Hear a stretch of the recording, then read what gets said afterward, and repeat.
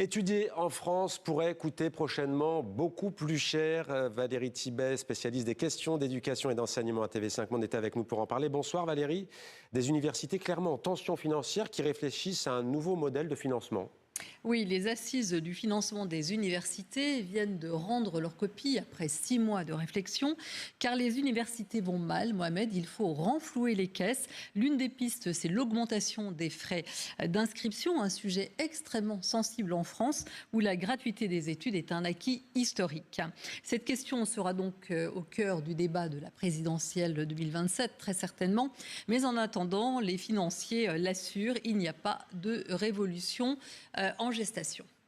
Ce qu'on propose, ce n'est pas de changer de modèle, c'est de rester dans un modèle français qui est un modèle essentiellement subventionné, mais en disant qu'il faut y introduire une part de ressources provenant hors de la puissance publique. Si je suis à 10% de droits d'inscription dans l'ensemble des ressources des universités, eh bien, ça veut dire que je suis à 87% de ressources publiques. Donc je suis sur un modèle qui reste fondamentalement celui qu'on a connu, mais qui se dote d'un peu plus de moyens pour continuer à se développer et continuer à rayonner. Alors, un premier rapport avait déjà donné des sueurs froides aux étudiants. Eh bien, cette fois, l'inquiétude monte encore d'un cran. Se dire qu'on peut augmenter les frais d'inscription à 900 € par an pour un étudiant et que ça ne va rien changer à sa situation matérielle, de fait, c'est faux. Et aujourd'hui, on a des étudiants qui vont devoir renoncer à s'inscrire à l'entrée de l'université parce que justement ces frais d'inscription-là, s'ils sont appliqués, seraient trop chers pour eux. Et donc on aurait une sélection financière à l'entrée de l'université qui se ferait. Voilà pour la France, Valérie. Et qu'en est-il dans les autres pays francophones? Alors, en Belgique, la question vient d'être tranchée. La réforme du Minerval, autrement dit, le montant des frais d'inscription, a été votée en juin. Elle entre en vigueur à la rentrée prochaine. Avec une augmentation moyenne de 400 €, le Minerval moyen passera donc de 835 € à 1194 €.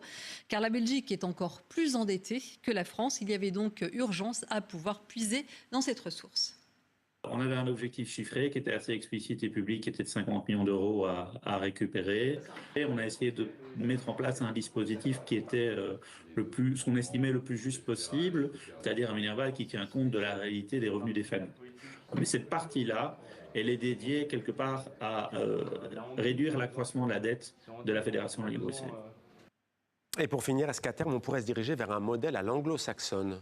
Alors, la France et la Belgique font vraiment partie des pays d'Europe où les frais universitaires restent très faibles. On est donc encore très loin des modèles américains ou des modèles britanniques où les coûts universitaires se comptent en dizaines de milliers d'euros. Et c'est très cher, en effet, dans ces pays-là. Dollars, États-Unis et puis la livre britannique. Merci beaucoup, Valérie, pour toutes ces informations.